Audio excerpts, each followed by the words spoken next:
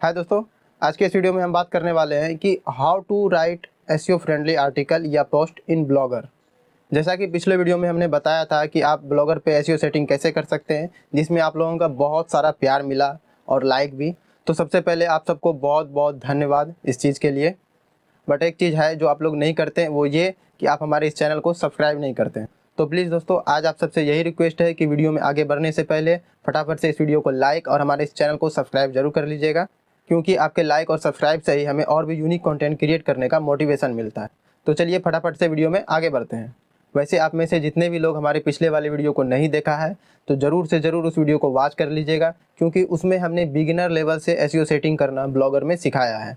क्योंकि आप लोग जानते ही हैं कि 70% एसईओ ब्लॉगर के सेटिंग में ही होता है। तो इसलिए अगर आप ब्लॉगर वेबसाइट को रैंक करना चाहते हैं, उसके रैंकिंग फैक्टर को अच्छे से समझना चाहते हैं, तो उस वीडियो को भी ज़रूर से वॉच कर लीजिएगा। और आज मैं आपको इस वीडियो में आर्टिकल लिखने का वही मेथड बताने वाला हूं, जिस मेथड का मैं खुद इस्तेमाल करता हूं। सारा कुछ ट्रांसपेरेंसी के साथ होने वाला है, तो वीडियो में लास्ट तक बने रहिएगा और एक भी पार्ट स्किप मत कीजिएगा। तो आइए हम अपने इमेज वेबसाइट का ही एक आर्टिकल को ओपन कर लेते हैं, क्योंकि मैं अगर यहाँ पे न्यू आर्टिकल लिखने बैठ जाऊँगा तो ये वीडियो मिनटों की जगह घंटों की हो जाएगी। तो इसलिए हम अपने इमेज वेबसाइट के ही एक आर्टिकल को ओपन कर लेते हैं। तो आप हमारे इस पोस्ट को देखिए। हमारे इस पोस्ट का टाइटल है beautiful birthday special image with quotes and wishes. तो टाइटल से क्या पता चल रहा है कि हमारे इस वेबसाइट में बर्थडे से related wishes, quotes and image, ये सारा कुछ रहने वाला है। तो फर्स्ट थिंग ये समझिए कि आप जो टाइटल में बोलते हो उसको आप अच्छे से फुलफिल करो, ताकि आपके इस पोस्ट पे जब कोई विजिटर आए तो उसको ऐसा ना लगे कि आप बोल तो बहुत कुछ रहे हो बट आप कर कुछ नहीं रहे हो। क्योंकि अगर विजिटर को ऐसा लगेगा तो वो तुरंत आपकी वेबसाइट से बाहर चला जाएगा, जिससे आपकी वेबसाइट का बाउंस रेट भी हाई हो जाएगा, जो आपके पोस्ट और आपके वेबसाइट दोनों के लिए नुकसानदेह होगा। तो इसलिए सबसे पहले आप ये समझिए कि आप जो भी टाइटल में लिख रहे हो उन सारी चीज़ों को आपको कवर करना है, जैसे मैंने किया है। जैसा कि आप देख सकते हैं, हमने जो टाइटल में बोला उन सारी चीज़ों को इस पोस्ट में कवर भी किया है। और आप भी जब इस तरह के पोस्ट लिखेंगे तो आपका भी पोस्ट जल्दी से रैंक करेगा, और जब गूगल के क्रॉलर आपकी इस पोस्ट को देखेंगे तो उन्हें भी ये लगेगा कि ये आर्टिकल ऑथेंटिक है और ये विजिटर की क्वेरीज को फुलफिल करेगा। तो आपको फर्स्ट थिंग सबसे पहले ये समझना है कि आपके वेबसाइट का जो टाइटल है, जो टाइटल में आप बोल रहे हो, उसकी सारी क्वेरीज को अपने आर्टिकल में अच्छे से समझाना है।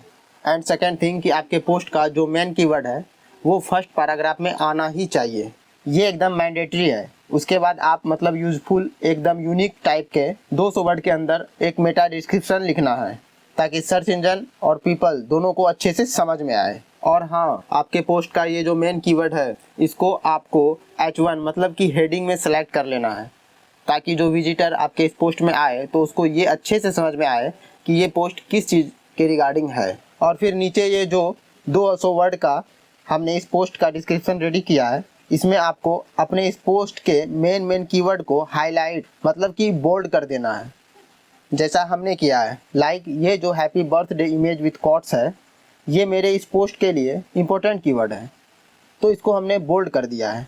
वैसे ही नीचे वाला ये सेक्शन भी मेरे इस पोस्ट के लिए रिलेटेबल कीवर्ड है, तो इसको भी हमने हाईलाइटेड कर दिया है। तो आपको भी इसी तरह से अपने आर्टिकल का मेन कीवर्ड, इंपॉर्टेंट कीवर्ड को बोल्ड कर देना है। फिर उसके नीचे आप देखेंगे तो हमने एक बुलेट पॉइंट ऐड किया है, और इस बुलेट पॉइंट में हमने अपने मेन कीवर्ड के रिलेटेड कीवर्ड को ऐड किया है। और इसी पूरे कीवर्ड में हमने अपने इसी वेबसाइट का होम पेज का URL भी ऐड कर दिया है। अब आप ये सोचेंगे कि हमने ये बुलेट पॉइंट क्यों ऐड किया, और किया भी तो इसमें हमने अपने ही वेबसाइट का होम पेज का URL क्यों डाला।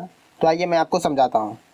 मान लीजिए कोई विजिटर हमारे इस पोस्ट में आए और उसकी क्वेरीज इस पोस्ट में फुलफिल ना हो सके, तो वो इस पोस्ट को छोड़ के जाने लगेगा। बट मान लीजिए जब वो विजिटर हमारी इस वेबसाइट से जाने लगेगा तो उस विजिटर का नज़र अचानक से इस बुलेट पॉइंट पे चला जाए, तो वो ये सोचेगा कि इस वाले आर्टिकल में उसको कुछ खास नहीं मिला, बट ये लिंक भी उसी कीवर्ड के रिलेटेड है, शायद इसमें कुछ नया हो, ये सोचकर वो इसे ओपन करेगा। तो वो कहाँ आ जाएगा? इस वेबसाइट के होम पेज पे, जहां उसको बर्थडे विशेष से रिलेटेड और भी कई सारे पोस्ट मिलेंगे। और फिर वो कोई अदर आर्टिकल ओपन करेगा और मे बी उस आर्टिकल में उसकी क्वेरीज फुलफिल हो जाए, या मान लो कि अगर उसकी क्वेरी फुलफिल नहीं भी हुई तो कोई बात नहीं, क्योंकि तब तक में वो आपके वेबसाइट पे 4 से 5 मिनट एक्सपेंड कर लिया होगा, जिससे आपकी वेबसाइट का बाउंस रेट हाई नहीं होगा। तो इसी तरह से आप भी इस तरह का ट्रिक अपना सकते हैं, जिससे आपकी वेबसाइट का बाउंस रेट हाई ना हो और आपकी ऑथोरिटी भी बनी रहे। फिर अपने टॉपिक के रिगार्डिंग जो हमें लिखना था हमने लिखा, हमने फिर नीचे कुछ बुलेट पॉइंट को ऐड किया है और इन सब में हमने इसी वेबसाइट के दूसरे आर्टिकल के लिंक को ऐड किया है, जिसको हम इंटरनल लिंक कहते हैं। इससे हमें ये फ़ायदा होगा कि अगर ये पोस्ट हमारी रैंक करेगी तो ये इंटरनल लिंक वाले पोस्ट खुद ब खुद रैंक करने लगेंगे, क्योंकि जाहिर सी बात है कि जब इस आर्टिकल पे विजिटर आएगा तो उसमें से कुछ ना कुछ विजिटर इस लिंक पे क्लिक करेगा, क्योंकि ये टॉपिक भी उसके टॉपिक से रिलेटेड टॉपिक है।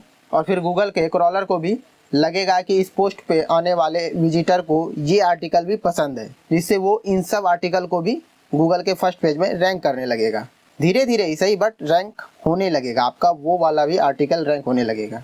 तो इसलिए आप सबको भी इस तरह का इंटरनल लिंकिंग ज़रूर करना चाहिए और बीच बीच में मैंडेटरी जगह पे भी आप इंटरनल लिंक दे सकते हैं, बट इस तरह के इंटरनल लिंक का इस्तेमाल आप ज़रूर करिए। इससे आपकी वेबसाइट की रैंकिंग बढ़ेगी, आपका आर्टिकल गूगल के फर्स्ट पेज में जल्दी पहुंच जाएगा। और फिर इसी रूल को फॉलो करते हुए आप सबको अपने आर्टिकल को राइट करना है, देन 100% आपका आर्टिकल भी गूगल के फर्स्ट पेज में रैंक करने लगेगा। और हाँ, चाहे आपका पोस्ट किसी भी नीश पे क्यों ना हो, लेकिन आप सबको इमेज भी ज़रूर से ऐड करना है, जिससे विजिटर आपके आर्टिकल को पढ़ने में बोर महसूस ना करे। तो आप सबको इन्हीं 3-4 चीज़ों को ध्यान में रखते हुए अपने आर्टिकल को अच्छे से लिखना है।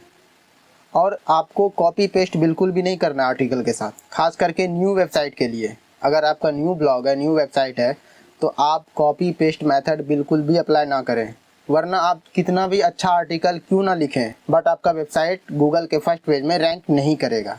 और अगर बात करें सेकंड थिंग मतलब कि पोस्ट सेटिंग की, तो इसमें आपको ज़्यादा कुछ नहीं करना है। इसमें आपको 2 ही चीज़ का ध्यान रखना है, फर्स्ट सर्च डिस्क्रिप्शन और सेकंड परमालिंक। सर्च डिस्क्रिप्शन में आपको टाइटल से रिलेटेड मेन कीवर्ड और लाइन को ऐड करना है। वैसे अगर आपको पता नहीं है कि एक अच्छा डिस्क्रिप्शन कैसे लिखा जाता है, तो हमारे पिछले वाली वीडियो को आप ज़रूर से वॉच कर लीजिए। मैं फिर से कह रहा हूँ, उस वीडियो में हमने अच्छा से बताया कि आप अपने ब्लॉगर वेबसाइट का डिस्क्रिप्शन कैसे लिख सकते हैं, और उस वीडियो का लिंक हमने डिस्क्रिप्शन बॉक्स में भी दे रखा है, तो आप वहाँ से जाके उस वीडियो को वॉच भी कर सकते हैं। और रही बात परमालिंक की, तो उसको आप सबको ज़्यादा बड़ा नहीं रखना है। इसमें आपको वही कीवर्ड रखना है जो आपको लगे कि हाँ ये मेरा इस पोस्ट का सबसे मेन कीवर्ड है। तो बस आपको इतना सा ही करना है, और मैं खुद इसी मेथड से अपने हर पोस्ट को राइट करता हूँ। एंड आई नो कि बहुत सारे लोग अलग अलग तरीके बताते हैं, बट मेरे हिसाब से इससे अच्छा और कोई तरीका नहीं हो सकता है ब्लॉगर पे एसईओ फ्रेंडली आर्टिकल लिखने का। तो फिलहाल इस वीडियो में इतना ही। अगर आपको ये वीडियो अच्छा लगा तो make sure like, subscribe and share. मिलते हैं नेक्स्ट वीडियो में, तब तक के लिए goodbye and take care.